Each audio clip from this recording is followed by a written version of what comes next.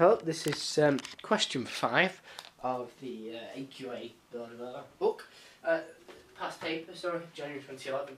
Now, what we've got for question 5, we've got some kind of weird rocket thing going along. I'm just going to draw a square. You've got the thrust pulling it this way of, it says 30 kilonewtons, 30,000 newtons. You've got the mass, and now it's not acting downwards because it's in space, no gravity, so mass is equal to 15,100 kilograms. I put it right. They're the 2 bits of information it gives you in the question, and it says work out the deceleration for part part 1. So what we've got is we've got acceleration. Well, we've got force, sorry, which is 30,000, sorry. We've got the mass, which is 15,100 kilograms. Now, you should immediately be thinking, well, we've got force, we've got mass. Force equals mass times acceleration, which is Newton's second law of motion. So we know F equals ma. That's even before looking at the question. And our question says, calculate the horizontal deceleration of the object. Now, acceleration is positive and negative acceleration is deceleration, so you can just use that. So what we've got here is force equals mass times acceleration, so, or force times deceleration, whichever you want to put. So force equals, substitute our values in. So we've got force, 30,000 newtons, equals mass, which is 15,100 kilograms, times A, or times D, whichever you want to call it. This is going to end up being the deceleration. So D equals A, I'm just switching it around, 30,000, because this is actually going this way, but it's being pulled backwards that way to slow it down. So 30,000 newtons, or 30 kilonewtons, just put M over 15,100 kilograms, and I get your D as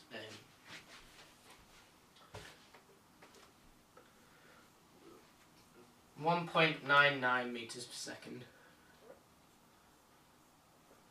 or 2 meters per second, but you could write either. Okay, so that's the answer to part 1. Hopefully you can see that and you've got that down. Just going to make sure you can actually see that, and I'm not just writing random rubbish down on the board. Yeah, that's alright. So that's how you answer the first part of 5. So it says for 5A part 2, so I'll get rid of this, but I'll leave the acceleration on the board as 1.99 meters. Well, when I say leave it, I'll redraw it. So 5A part 1 is 1.99 meters per second. 5A part 2. For 5A part 2, it says calculate the time for the lunar module, which is that square thing I drew before, to require a horizontal velocity, required horizontal velocity of 150 meters per second, sorry, and assume the mass remained constant. So we know the mass is 15,100 kilograms.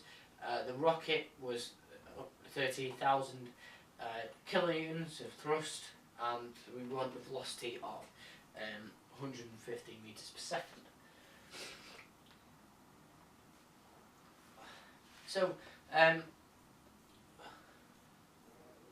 what we've got is we've got an initial horizontal velocity u of 2,040 meters per second, and we want to get to a final velocity of 150 meters per second. We know A, or D, whichever you want to call it. So A equals a negative 1.99 meters per second, and we want to get to V, and it's asking for the time. It says what's time. Now we should know for our SUVAT equations what we can use here. V equals U plus AT. We've got V, so what I'm going to do now, you could at this stage either rearrange that equation immediately to get you time, or you could substitute your numbers in, then rearrange it. What I'm going to do is substitute the numbers in and rearrange it to you can see sort of where each value is coming from. So we want 150 meters per second, that's our ideal final velocity.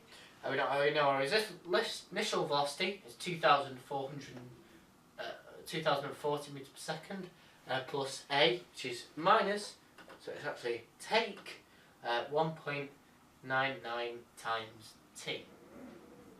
And 1.99 times T is all one answer. So what we do is, actually no, we can leave that as that. Yeah, 1.99 times T. So 150 meters per second equals 2,040 meters per second, take 1.99 times T. So the difference between 2,040 meters per second. Right, sorry, this is a bit more on question 5 now. This, we can rearrange this equation, as I was saying, 2,000.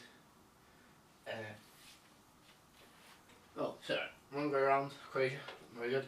150 take 2,040 over minus 1.99, and that will get you T, which is 950 seconds. Obviously, if you've got minus there, which I was about to do, you obviously know you've got it wrong because you got minus seconds, so 950 seconds, that's quite obvious. Now, 5b, so I'll rub this off as this is not relevant. Well, it is sort of relevant, but oh, actually, no, I'll leave it at crazy time. Crazy time. 5b, it says draw force vectors on figure 6, which I'll draw in a minute, to show forces acting on the Newton module at this time. So what it's saying is a lead up to that. It says the rocket was then used to control the velocity of descent, so that the lunar module descended vertically with a constant velocity, as shown in figure 6. Due to the use of fuel during the previous deceleration, the mass of the lunar module is fallen by 53%. So we know the original mass is, first thing we do, before we even look at the question, old mass is 15,100 kilograms, and then we find our new mass by taking 53% of that away, so new mass, and if you just do that on your calculator, you should get the new mass as equal to 7,079 kilograms. 7,097 kilograms. Basically, what we did was that equals 100%. You take away 53%, that gives you 47%. So you times 15,100 kilograms by 47%, or 0.47, and that gets you 7,097 kilograms. So that's the new mass there. So obviously it wouldn't have told you the mass decreased if it didn't want you to use that mass. And it says acceleration close to the moon's surface is 1.6761 meters per second. So that's the acceleration there.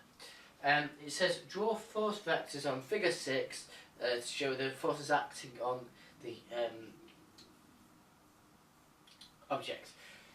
So actually we didn't need to write this down for 5b, we would probably need it for 5c, but for 5b all you need to, I'll change this actually, so I put 5b up here, it's got like a little module here. I'm just going to draw a square. You've got the vertical thrust, and you have the smaller, it means gravity. and obviously force vectors, smaller vector means a smaller force, so that means gravity is going to be less than that. So 5C, I think it is. Is it 5B part 2, sorry. I'm ahead of myself there.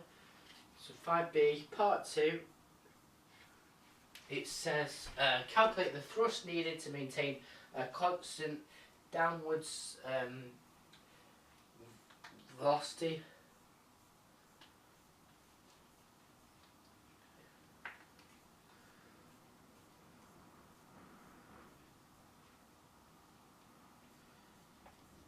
Right, okay, so we go back to our famous equation of Newton's second law, I think. Yeah. So instead of force equals mass times acceleration, we can use force equals mass times gravity. It doesn't matter. So force equals mass. Take the new mass, so 7,097 kilograms times the acceleration is 1.61 meters per second. And that gets you your new force, and your force is equal to 11,426 newtons. Sorry, reading that wrong, but that's your equation there. And that's your force, that's what it's asked. Now for 5C, it says the point on the lunar module is 1.2 meters from the moon's surface. Sorry, I lost that. The rocket was switched off. At this point, the vertical velocity was 0.8 meters per second. Calculate the vertical velocity at which the lunar module reached the lunar surface. So, I'm just going to rub most of this off, actually. Because I don't think I'm going to need it. I'm just going to, well, actually, I've just rubbed the bottom part off. Just in case. So for 5C, well, actually, I'll rub it all off. I'd be crazy. Yeah, it does get crazy. Probably should have warned you. It gets crazy. It's kind of physics.